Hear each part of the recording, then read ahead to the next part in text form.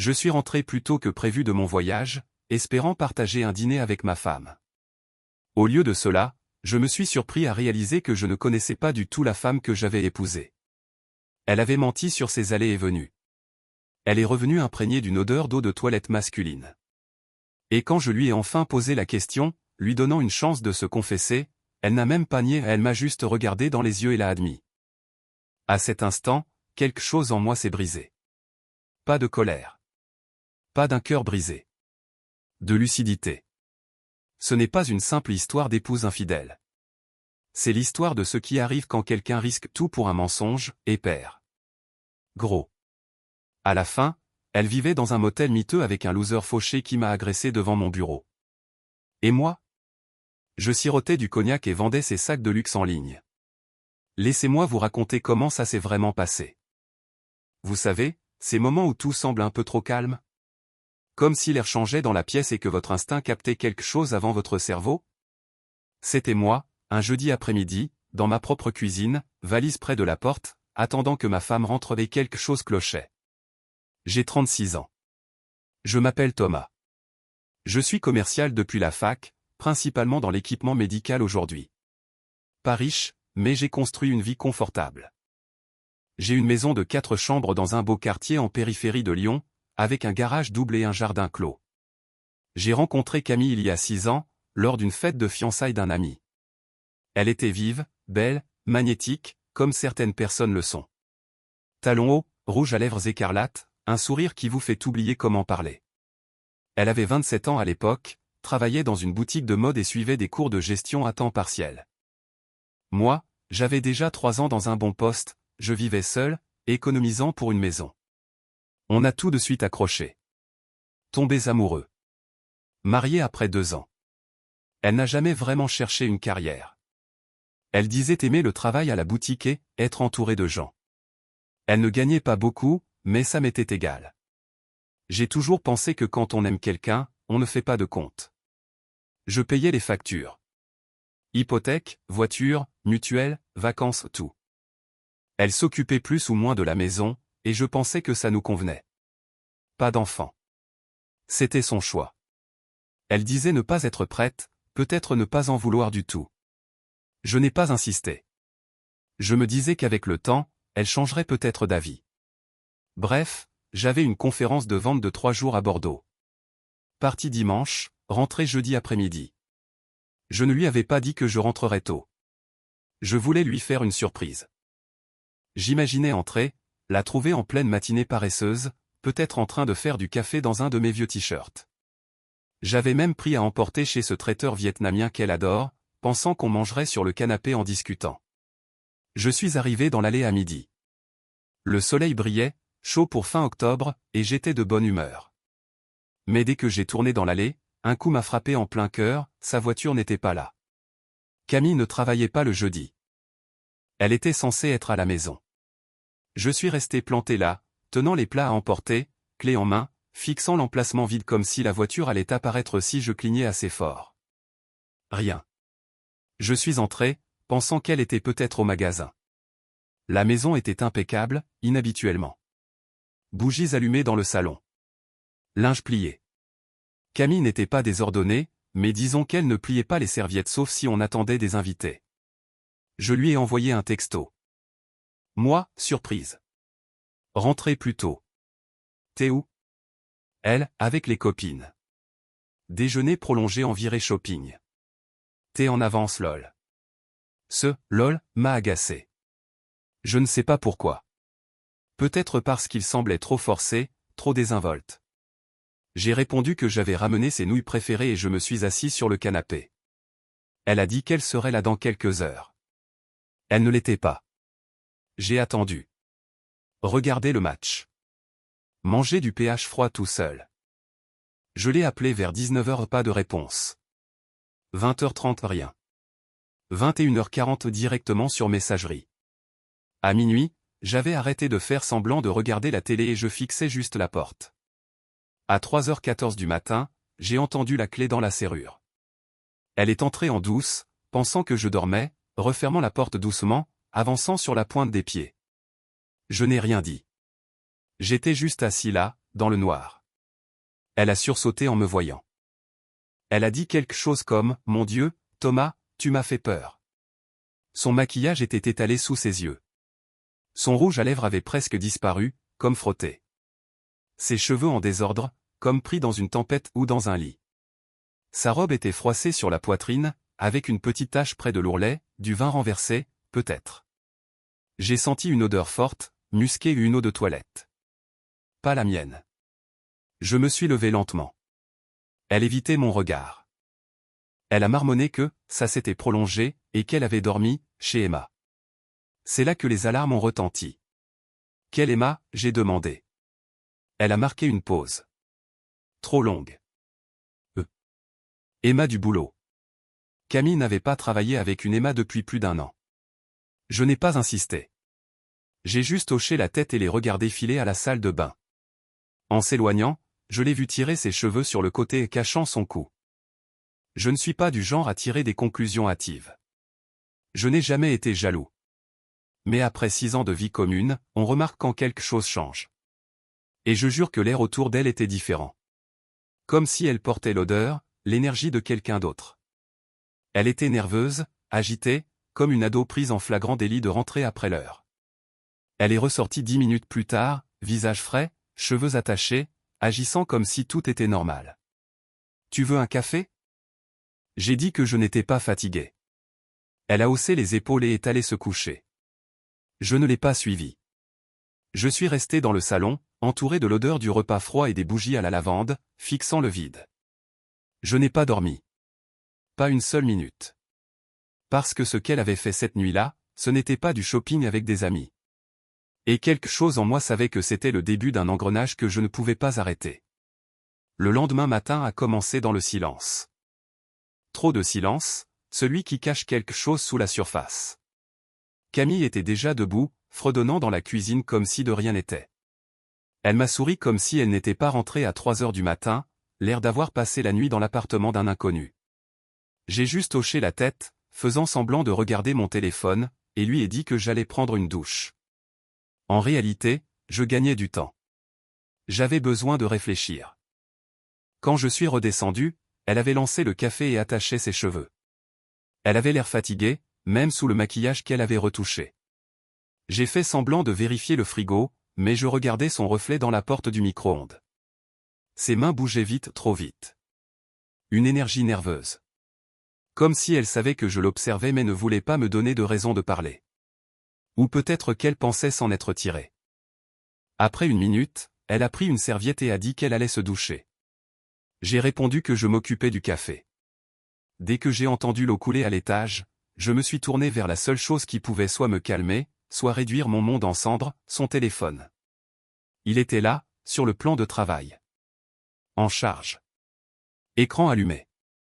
Une notification de quelqu'un nommé, elle. Je n'ai jamais été du genre à fouiller. Ce n'est pas moi. Je n'ai jamais eu à l'être.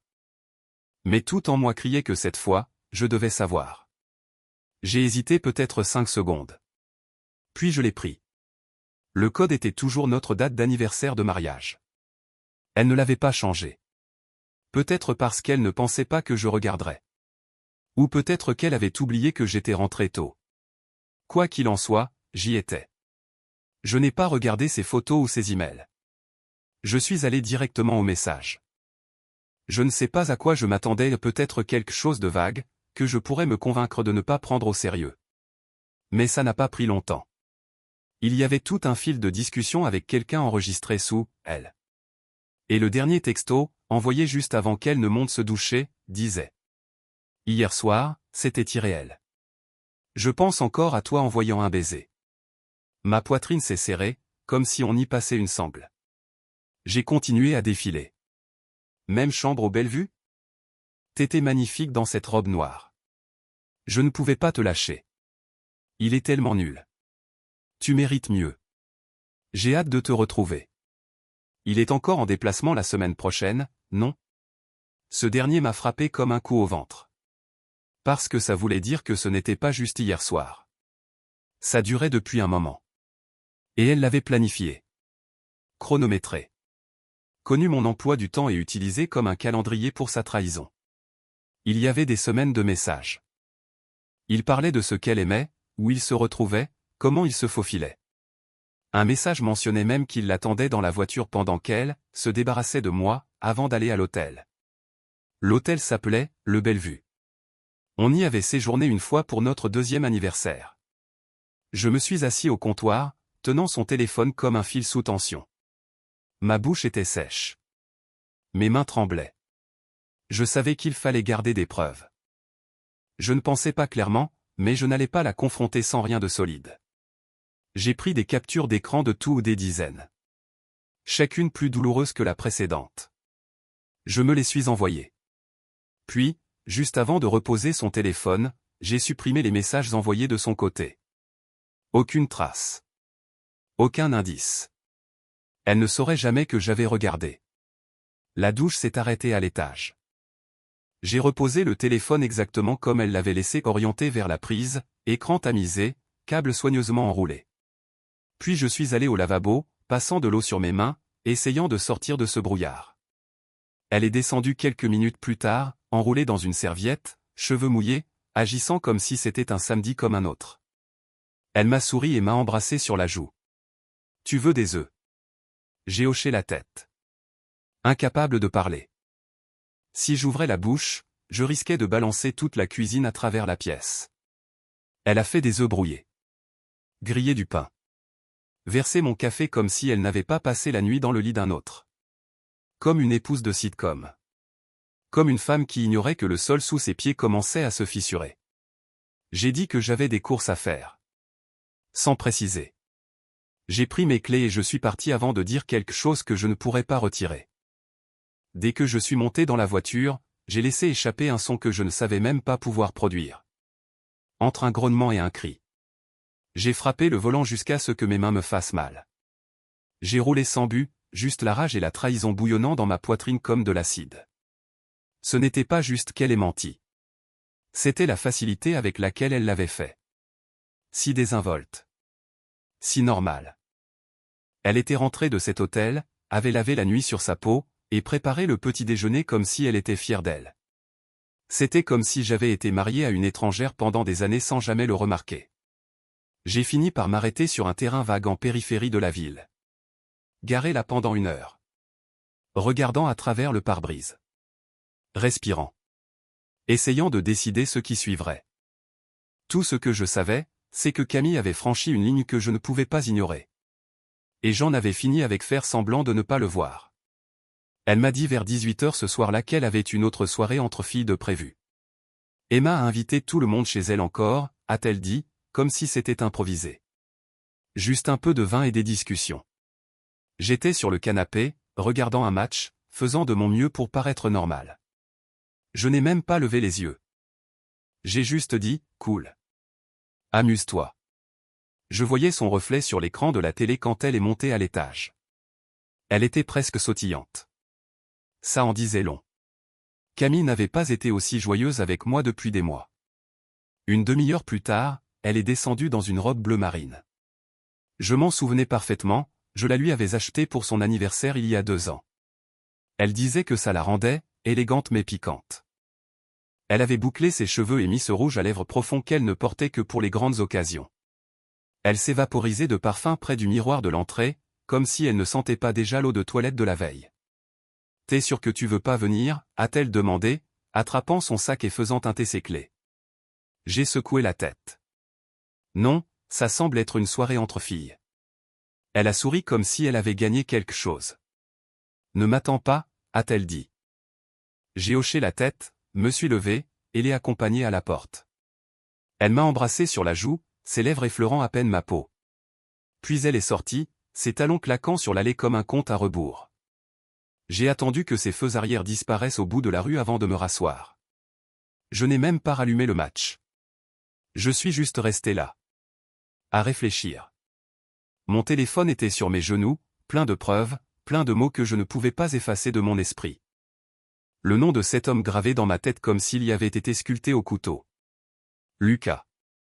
Lucas, qui disait qu'elle méritait mieux. Lucas, qui m'a traité de nul. Lucas, qui pensait probablement être le plus malin.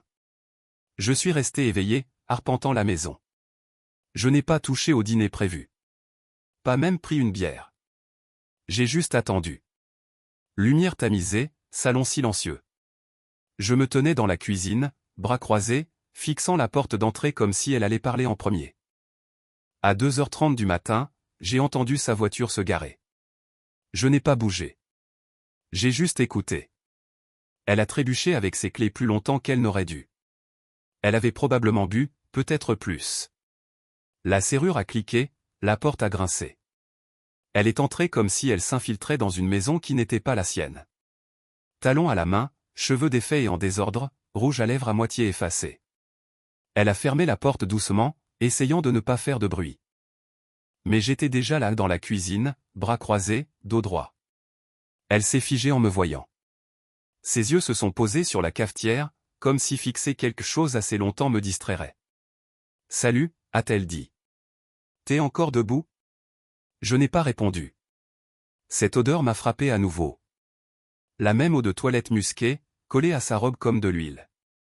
Il y avait une nouvelle marque sur son cou cette fois. Plus sombre.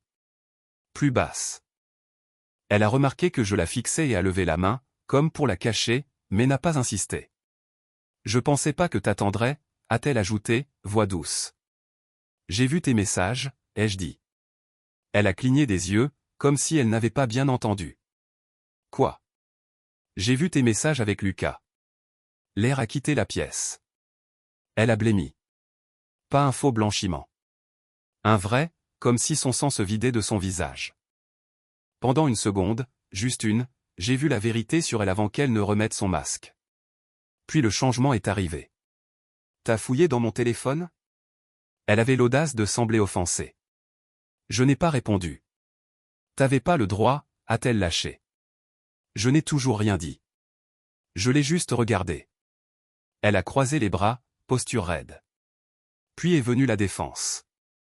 Tu m'étouffes, a-t-elle dit. Toujours à surveiller. Toujours méfiant. Je continuais de la fixer. T'es toujours au travail, Thomas, a-t-elle continué. Tu rentres fatigué, distrait, et tu penses que payer les factures, c'est être présent. Il y avait de la chaleur dans sa voix maintenant. Elle s'y enfonçait. Elle voyait qu'elle ne pouvait pas nier, alors elle a opté pour son plan B, blâmer. Je mérite mieux que ça, a-t-elle dit. Ça a fait mal. Pas parce que ça m'a surpris. Mais parce que j'ai enfin vu qui elle était vraiment. Je l'ai regardée droit dans les yeux. Ma voix calme, plate.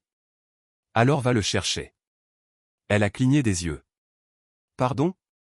Je l'ai répété. Tu penses qu'il y a mieux ailleurs ? Va le chercher. Elle a ri. Un rire court, amer, comme si elle pensait que je bluffais. T'es pas sérieux. Je me suis retourné et suis monté à l'étage. Dans notre chambre. J'ai pris sa valise violette préférée sous le lit, celle qu'elle utilisait pour les week-ends. J'ai ouvert son armoire, attrapé des poignées de vêtements à chemise, jeans, cette veste chic qu'elle portait pour les concerts. Je les ai jetés dedans. Des chaussures, quelques soutiens-gorge, du maquillage au hasard sur sa coiffeuse. Elle m'a suivi. Thomas, arrête. Je n'ai pas arrêté. Tu plaisantes, là, a-t-elle crié. Tu fais vraiment ça ? J'ai fermé la valise. Je l'ai portée en la frôlant jusqu'en bas. Je l'ai posée près de la porte d'entrée. J'ai tenu la porte ouverte. Elle était là, bras tremblants, visage rouge maintenant. T'es pathétique, a-t-elle dit. Tu penses que ça te rend fort ? Tu vas pleurer dans une semaine. Je n'ai pas bronché. Elle m'a fixé, s'attendant à quelque chose, une excuse, une dispute, une fissure dans le mur. Mais je ne lui ai rien donné. Finalement, elle a attrapé la valise et son sac, est sortie en trombe et m'a fait un doigt d'honneur avant de monter en voiture. T'es un homme amer, Thomas, a-t-elle crié par la fenêtre. J'ai fermé la porte avant qu'elle ne finisse sa phrase. Verrouillé le loquet. Retourné au salon. Je me suis assis. Elle était partie. Et pour la première fois depuis longtemps, la maison semblait honnête. Vide, certes mais honnête. Au lever du soleil le lendemain matin, ma décision était prise. Plus d'attente. Plus d'espoir. Camille avait dit qu'elle méritait mieux et j'allais l'aider à découvrir à quel point la vie pouvait être meilleure, sans mon nom attaché à elle. La première chose que j'ai faite après m'être brossé les dents a été d'appeler la banque. Toujours en pyjama de flanelle, une tasse de café à la main. Le type au bout du fil était poli, un peu trop jovial pour l'heure, mais il a vite compris quand j'ai dit vouloir geler les comptes joints. Y a-t-il une raison particulière, monsieur, a-t-il demandé. Oui, ai-je dit. Personnel. Urgente. Il n'a pas posé d'autres questions. On avait 3 comptes partagés, un compte courant, un compte d'épargne, et un fonds pour la maison qu'on utilisait rarement sauf pour remplacer des appareils ou payer des artisans. J'avais aussi ouvert un compte d'épargne personnel il y a 2 ans avec une prime dont je ne lui avais pas parlé. Je comptais l'utiliser pour des vacances surprises ou un bateau que je regardais. Il s'est avéré utile pour une toute autre urgence. Une fois les comptes joints gelés, j'ai transféré mon dernier salaire et ce que je pouvais de l'épargne sur mon compte personnel. J'ai laissé juste assez sur le compte courant partagé pour que ça ne paraisse pas suspect au cas où elle remarquerait avant que les choses ne s'enveniment. Ensuite, les cartes de crédit. On avait une carte commune, surtout pour l'essence et les courses, et 2 cartes individuelles chacun. Celle à mon nom? Je l'ai. Les siennes? Eh bien, elle les avait déjà épuisées bien avant que je ne décroche le téléphone. Il y a eu un petit moment de satisfaction en imaginant qu'elle essayerait de réserver un hôtel hors de prix avec rien d'autre que de l'air et du plastique, pour découvrir que son coussin avait disparu. Pas d'appel. Pas de texto.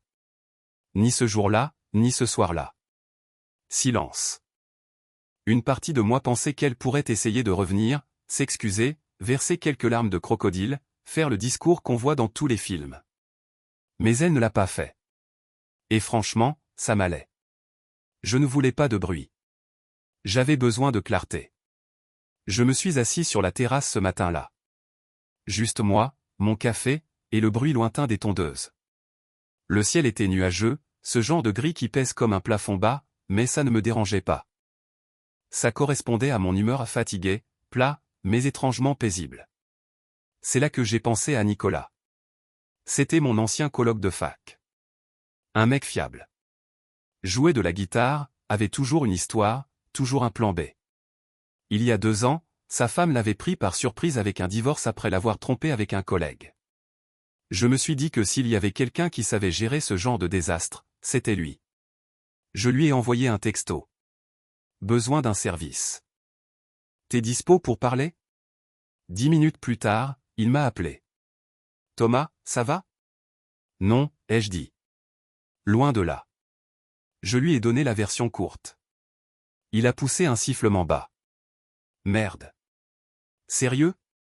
Camille, a-t-il dit, comme s'il n'y croyait pas, mec, ça craint. Mais t'as appelé le bon gars. Il m'a donné le numéro de son avocate, Valérie Martin. Écoute, a-t-il dit. Valérie n'est pas donnée, mais c'est du sérieux. Elle ne lâche rien. Mon ex a essayé de m'attaquer avec 3 avocats et une histoire larmoyante, et Valérie m'a quand même sorti propre. Ça m'a suffi. J'ai appelé son cabinet tout de suite. La réceptionniste a dit qu'elle pouvait me caser pour une consultation le lendemain, fin d'après-midi. J'ai pris le créneau.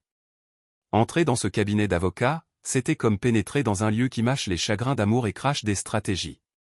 Valérie est venue m'accueillir elle-même. La cinquantaine, regard perçant derrière des lunettes sans monture, cheveux argentés coupés en carrés. Elle portait un tailleur bleu marine simple et une posture sans chichi. On s'est assis dans son bureau, et j'ai tout déballé. Sans enjoliver ni dramatiser. Juste les faits. Les messages, les nuits tardives, les mensonges. Je lui ai montré les captures d'écran sur mon téléphone. Parler de l'argent, de la valise, de tout. Elle n'a pas interrompu une seule fois. Quand j'ai fini, elle s'est adossée et a croisé les doigts. Eh bien, a-t-elle dit, bonne nouvelle, elle a trompé. C'est un levier. Elle va probablement dire que j'étais froid, absent, tout le blabla habituel, ai-je ajouté. Elle peut essayer, a dit Valérie, avec un petit sourire. Mais si on joue bien, pas de pension alimentaire, pas de gros versements. Vous avez dit qu'elle travaille à temps partiel dans une boutique, c'est ça? Oui. Elle n'a jamais voulu d'un vrai boulot. Disait qu'elle n'en avait pas besoin. Valérie a pris une note. Elle va bientôt le regretter. Elle a exposé le plan. Garder des preuves. Ne pas répondre à quoi que ce soit de dramatique qu'elle pourrait tenter. Ne pas lui donner de raison de prétendre à des abus ou des préjudices émotionnels. Rester calme. Concentré. On va l'affronter avec les faits, a-t-elle dit. Tromper, c'est tromper. Les tribunaux s'en fichent un peu plus qu'avant, mais ils s'en soucient assez quand les preuves sont aussi claires. Avant que je parte, elle m'a donné un dossier. Là-dedans, il y a une liste de choses à collecter. Finances, communication, tout ce qu'elle vous envoie, tout ce qu'elle poste. Considérez que tout sera vu par un juge. J'ai hoché la tête. Vous voulez sortir de sa propre? A-t-elle demandé. Je veux qu'elle sorte de ma vie, ai-je dit. Valérie a souri. Alors, faisons en sorte que ça arrive. Et juste comme ça, j'avais une avocate. J'avais un plan. Et pour la première fois depuis que j'avais ouvert ce téléphone, j'avais l'impression de reprendre le contrôle. 4 jours après ma rencontre avec Valérie, les choses ont vraiment commencé à devenir intéressantes. Jusque-là, c'était calme. Camille n'avait ni appelé, ni envoyé de texto, ni même tenté de revenir en douce ou de me culpabiliser. Pas d'excuses soudaines, pas de larmes, rien. Juste le silence radio. Je pensais qu'elle était peut-être chez une amie ou installée chez son nouveau copain Lucas s'il avait seulement un endroit à lui. Mais cet après-midi-là, j'étais sur ma terrasse, mangeant un sandwich au jambon, quand j'ai reçu une notification de la caméra de ma porte d'entrée. J'ai ouvert l'appli, et la voilà, en plein centre, avec Lucas à ses côtés, l'air d'un chien de garde avec une gueule de bois. Camille semblait furieuse. Cheveux attachés en pagaille, débardeur, lunettes de soleil malgré le ciel nuageux. Elle frappait à la porte avec le côté du poing, criant assez fort pour que le micro capte chaque mot clairement. « Ouvre cette foutue porte, Thomas. Je sais que t'es là. Tu peux pas m'exclure de ma propre maison. » Derrière elle, Lucas tournait en petit cercle, visiblement agité. Il pointait la caméra comme si elle l'avait insulté personnellement. « Tu lui dois la moitié de tout, mec, a-t-il crié. Tu crois que tu peux la jeter comme une poubelle? C'est pas ta propriété. Je n'ai pas bougé de ma chaise. J'ai juste appuyé sur le bouton « Enregistrer » de l'appli et les ai laissés continuer. Après environ 5 minutes de cris, Camille a commencé à pleurer à fort, de manière théâtrale, exagérée. Lucas l'a enlacée et a fixé la caméra. « Je te jure, tu vas payer pour ça » a-t-il marmonné, articulant mal. C'est là que j'ai appelé la police. Je leur ai dit qu'il y avait 2 personnes qui faisaient intrusion et proféraient des menaces. La standardiste a dit qu'un officier arriverait bientôt. Quand ils sont arrivés, Camille et Lucas étaient déjà partis. Mais j'avais la vidéo sauvegardée et prête. Quand l'officier est arrivé, je lui ai donné une copie sur une clé USB et me suis assuré que tout soit consigné dans un rapport. Il était professionnel, n'a pas posé beaucoup de questions, juste hoché la tête et dit « Vous avez bien fait de ne pas ouvrir la porte. » Après son départ, j'ai envoyé la vidéo à Valérie. Elle a répondu dans l'heure. Parfait. C'est de l'or. Le lendemain, j'ai pris une décision. Je voulais en savoir plus. Je ne voulais plus être pris au dépourvu, et je n'allais pas attendre la prochaine performance sur le pas de ma porte. Alors j'ai appelé un détective privé. Il s'appelait Marc. J'ai eu son numéro par un collègue dont l'ex avait fait un coup similaire il y a quelques années. Marc avait la quarantaine, grand, portait une veste en cuir même par temps chaud, et parlait en phrases courtes, comme un mec qui n'avait pas de temps pour les bavardages. On s'est retrouvés dans un bistrot près de l'autoroute. J'ai glissé une enveloppe Kraft sur la table avec des photos de Camille et Lucas, son numéro de plaque, et l'adresse de la boutique où elle travaillait. « Vous voulez que je trouve quoi, exactement » a-t-il demandé, sirotant un café noir comme si c'était de l'essence. « Où elle vit. Avec qui. Ce qu'elle fait. Je veux des preuves de tout. » Il a hoché la tête. « Vous aurez ce pourquoi vous payez. » Et je payais cher. Marc n'était pas donné. Mais la tranquillité d'esprit vaut plus que quelques euros. En 3 jours, il m'a appelé avec une mise à jour. Ils sont dans un motel à Vénissieux. Un endroit miteux. Caméra à l'entrée, mais personne ne les regarde. Ils font quoi là-bas? Ils vivent. Se disputent. Il est sans emploi, d'après le gars de l'accueil. Elle paie la note avec une carte presque épuisée. Ils sont là depuis le jour où vous l'avez mise dehors. J'ai demandé s'il pouvait avoir des photos. Il a dit qu'il les avait déjà.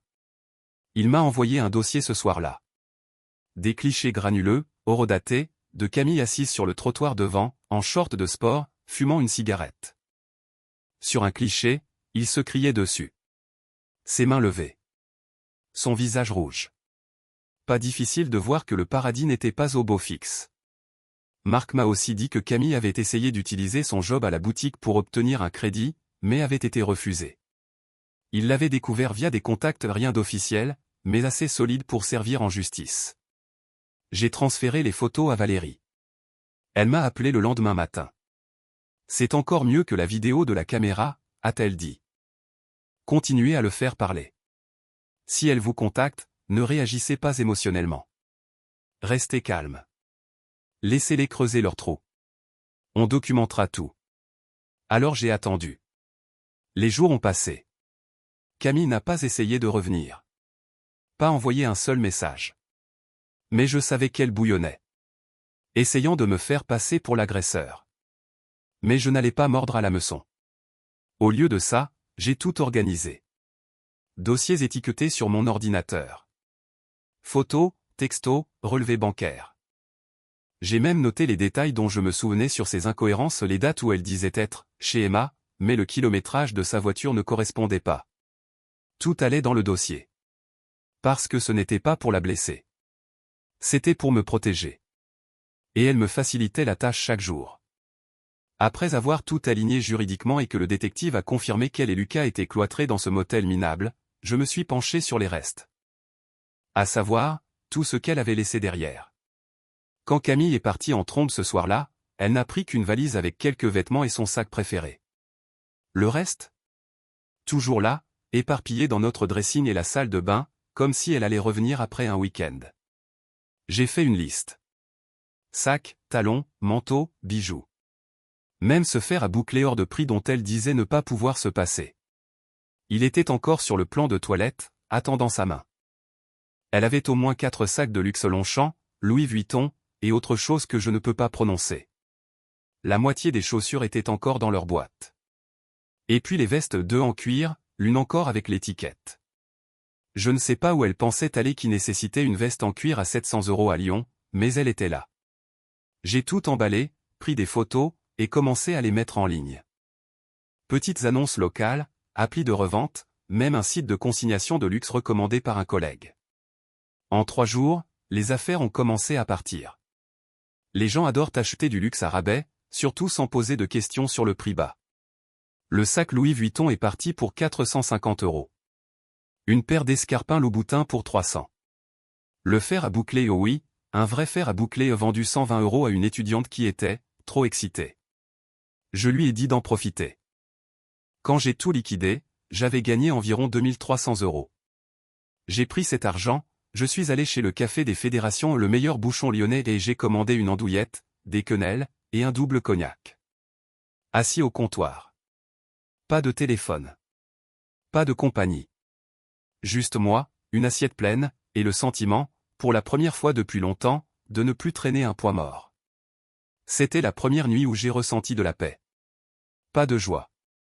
Pas de bonheur. Juste du calme. Et après ce que j'avais traversé, c'était assez. Quelques jours plus tard, cette paix a pris un virage serré. C'était un mercredi. Je venais de finir une réunion au travail quand une stagiaire est venue, l'air nerveux. Quelqu'un vous cherche dehors, a-t-elle dit. Il est appuyé sur votre voiture. Cette phrase seule m'a serré la poitrine. Je suis sorti sur le parking, et bien sûr il était là. Lucas. Appuyé sur le capot de ma voiture, les yeux rouges, titubant légèrement, une bouteille à la main. De loin, je sentais l'alcool. Du Ricard, à en juger par l'étiquette. Sa chemise était froissée, son jean taché, et son expression était celle d'un gars qui avait perdu quelque chose qu'il ne méritait pas. Dès qu'il m'a vu, il a pointé la bouteille. « Tu te crois meilleur que moi ?» a-t-il bafouillé. « Tu crois que tu peux la jeter et faire comme si tout allait bien ?» Je n'ai rien dit. J'ai juste continué à avancer lentement vers lui. « Tu l'as détruite ?» a-t-il dit, la voix tremblante. « Tu lui as pris son argent. » Tu l'as mise dehors. Tu. Puis il s'est jeté sur moi, balançant un coup maladroit avec la main qui ne tenait pas la bouteille. J'ai reculé. Son poing n'a frappé que l'air. Il a trébuché, son pied a heurté le trottoir, et il a failli tomber. C'est là que la sécurité l'a attrapé. Ils étaient déjà en route, une réceptionniste l'avait vu sur le parking plus tôt et avait appelé. 2 gars l'ont plaqué, lui ont arraché la bouteille, et l'ont immobilisé face contre terre. Il continuait de crier, la voix étouffée sous son propre poids. La police est arrivée en 5 minutes. L'un des agents l'a reconnu immédiatement. Il s'avère que Lucas avait un mandat en cours pour des amendes impayées et une absence à une audience. Rien de violent et des broutilles avec un permis suspendu et des contraventions non payées, mais assez pour qu'il soit menotté et emmené. Je suis resté sur place, j'ai rempli un rapport, donné la vidéo de sécurité. Ce soir-là, une fois calmé et après avoir mangé, j'ai trouvé la vidéo de l'arrestation sur le serveur de l'entreprise. Tout y était lui criant, titubant, essayant de frapper, et se faisant plaquer. Je l'ai envoyé à Camille. Objet, ton mec idéal. Pas de message. Pas de commentaire. Juste la vidéo. Aucune réponse n'est venue, et je n'en attendais pas. Mais je sais qu'elle l'a vue. Comment? J'ai utilisé un tracker d'email. Elle l'a ouvert en 15 minutes. Elle n'a pas répondu. Ni ce jour-là, ni le suivant. Mais ça m'allait. Je n'essayais pas d'entamer une conversation. Je voulais juste lui rappeler ce qu'elle avait choisi. Lui rappeler le mec qu'elle disait être une amélioration. Celui qui ne pouvait pas garder un boulot, pas payer une facture. Pendant ce temps, j'avais de l'argent sur mon compte, une maison à mon nom, un travail que j'aimais, et une note de bouchon payée rubis sur l'ongle. La justice, j'ai réalisé, ne vient pas toujours dans des moments grandioses. Parfois, c'est regarder le chaos s'autodétruire pendant que vous restez les mains propres. La médiation est arrivée plus vite que prévu.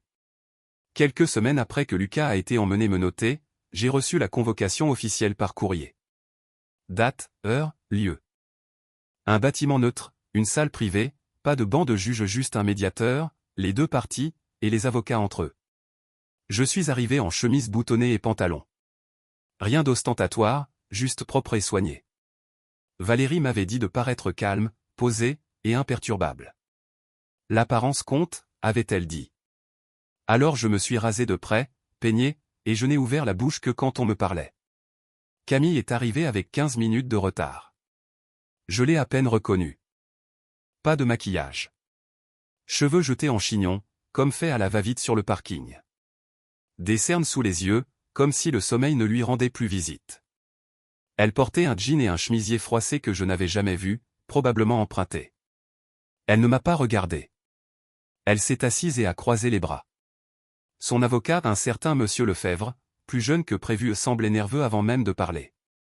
Sa mallette était abîmée. Sa cravate desserrée. Il feuilletait ses papiers comme s'ils allaient se réorganiser en un meilleur dossier. Valérie lui a jeté un regard qui aurait pu décaper de la peinture. Le médiateur était un juge à la retraite nommé Pierre Dubois. La soixantaine, barbe poivre et sel, lunettes à monture fine. Il semblait fatigué mais vif, comme s'il avait vu tous les tours du livre et n'avait aucune patience pour les redites. On s'est assis face à face. Silence un moment pendant qu'on triait les papiers et faisait les présentations. Puis ça a commencé. L'avocat de Camille a pris la parole. Il a dit que sa cliente cherchait un règlement juste et équitable. Il a dit que Camille avait été émotionnellement blessée par la dissolution soudaine du mariage et demandait 50% de la vente de la maison. Une pension alimentaire continue. Une part de mon plan d'épargne retraite. Valérie n'a même pas cligné des yeux. Elle a calmement ouvert son dossier et passé des copies de nos preuves de l'autre côté de la table. Capture d'écran des messages entre Camille et Lucas. Relevé bancaire montrant des milliers dépensés en hôtels, vêtements, et repas après son départ. La vidéo de la caméra de la porte, la nuit où elle et Lucas sont venus crier des menaces. Rapport de police de cet incident et de l'éclat de Lucas sur mon lieu de travail. Reçu du motel, horodatage, et photo du détective privé. Quand le juge Dubois a vu la vidéo, il a haussé les sourcils et a dit « C'est lui », en désignant l'écran où Lucas criait dans ma caméra. « Oui, monsieur », ai-je dit. « C'est l'homme pour qui elle m'a quitté. » Camille s'est agitée sur sa chaise. n'a rien dit.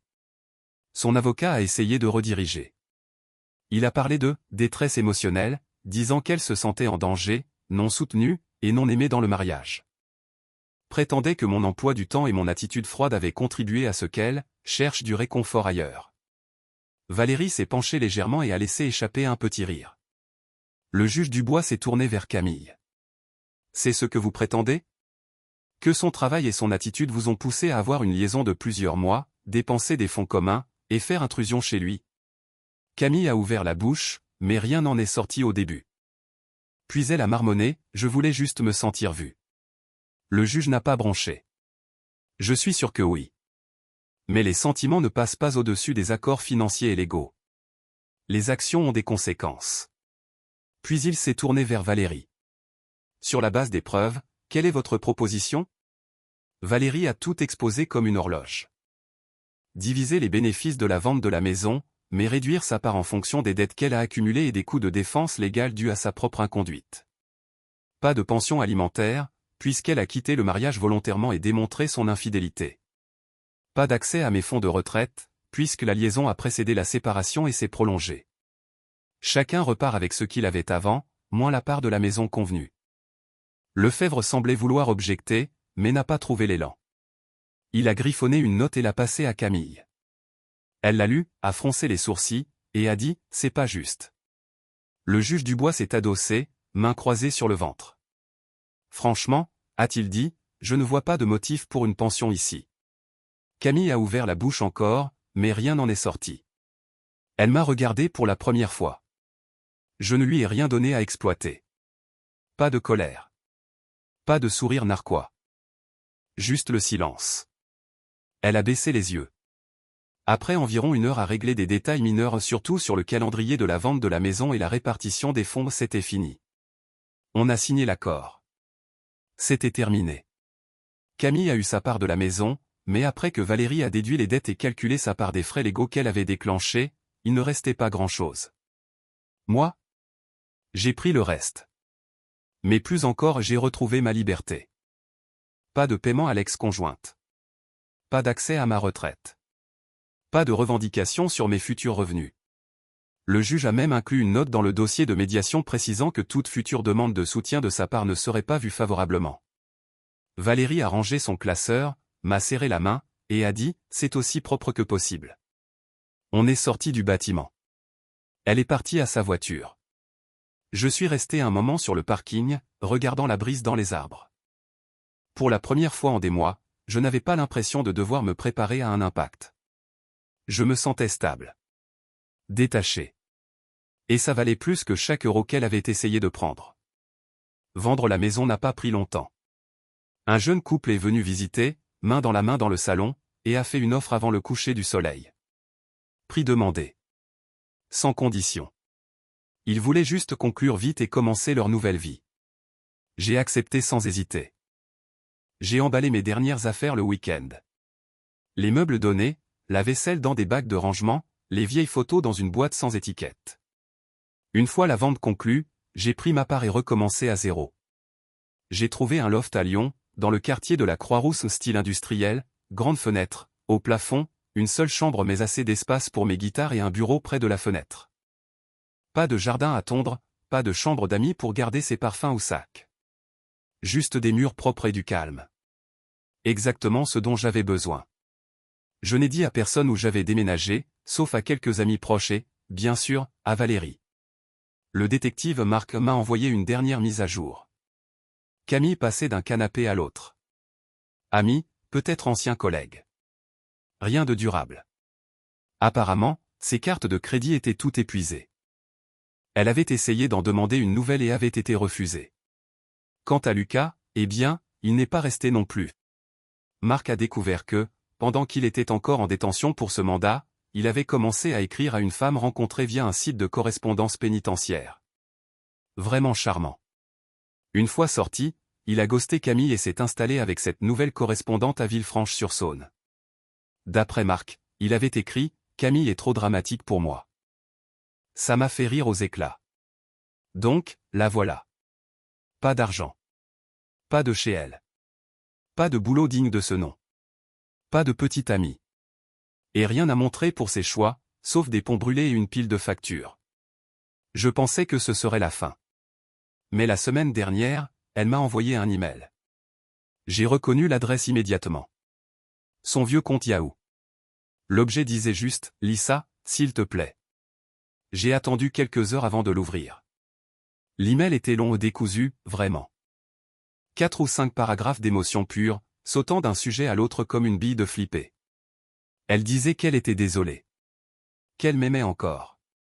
Que Lucas l'avait manipulée pour lui faire croire que j'étais le méchant.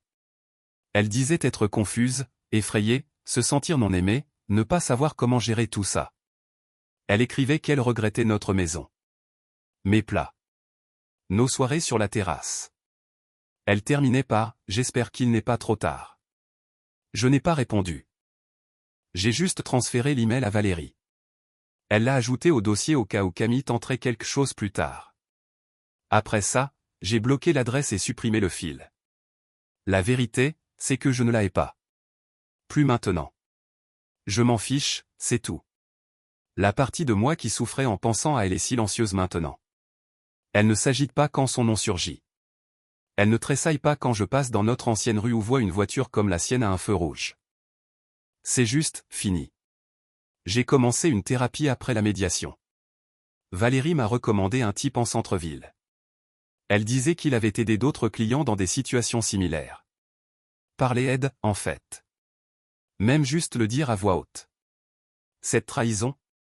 Ce n'était pas ma faute. Cette culpabilité? Elle ne m'appartient pas. J'ai repris la salle de sport aussi. Pas pour un relooking vengeur ou quoi que ce soit de dramatique. J'avais juste besoin de brûler le poids que je portais mentalement et physiquement. Je me lève tôt maintenant. Je soulève des poids, je jogue quand il fait frais. Je mange mieux. Je me sens plus vif. J'ai repris la guitare aussi. Je ne l'avais pas touchée depuis des années. J'avais oublié comme c'était bon de gratter un accord et l'entendre résonner dans une pièce vide. J'ai écrit quelques chansons brutes, rien d'extraordinaire. Juste de quoi occuper mes mains et clarifier mes idées. Et maintenant? Eh bien, j'ai réservé un voyage. La Guadeloupe, le mois prochain. 5 jours près de la côte. Sans itinéraire. Juste moi, un petit sac à dos, et un hamac à mon nom. Je ne l'ai dit qu'à mon pote Mathieu. Il a dit qu'il arroserait mes plantes pendant mon absence. Parfois, je me demande si elle regrette. Si elle est allongée sur un canapé d'emprunt, fixant le plafond, se demandant comment tout a dérapé. Si elle pense à moi quand elle entend une chanson qu'on jouait dans la cuisine ou sent l'odeur d'un steak grillé sur la terrasse de quelqu'un d'autre. Puis je me souviens de ces mots clairs comme le jour. Je mérite mieux. Eh bien, elle a eu ce qu'elle pensait être mieux. Et ça l'a détruite. Partagez votre opinion dans les commentaires, selon vous, quelle est la leçon la plus importante à tirer d'une rupture difficile ou d'une trahison? Si vous avez aimé cette histoire, abonnez-vous à la chaîne et laissez-nous un « j'aime ».